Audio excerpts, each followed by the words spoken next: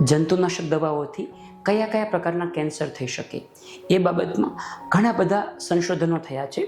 એક વાત કરું તો ડૉક્ટર સારા કરીને છે, એમણે 2017 સુધીના બધા સંશોધનોને ભેગા કરી અને કમ્પાઇલ કર્યા.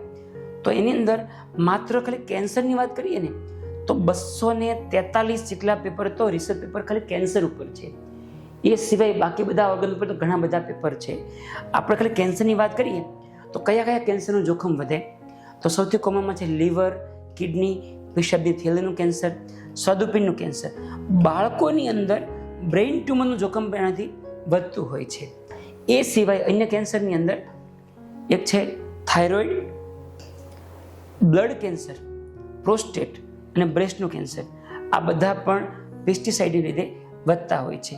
જો વારંવાર આનું એક્સપોઝર થાય તો 20થી 50% જેટલું જોખમ વધી શકે છે.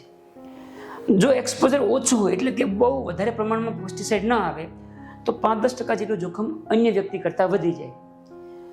જો એનું પ્રમાણ વધતું જાય જેમ જેમ એમ રિસ્ક પણ ખાસું વધી જાય છે. અન્ય વ્યક્તિ કરતાં 70-90% જેટલું જોખમ વધે.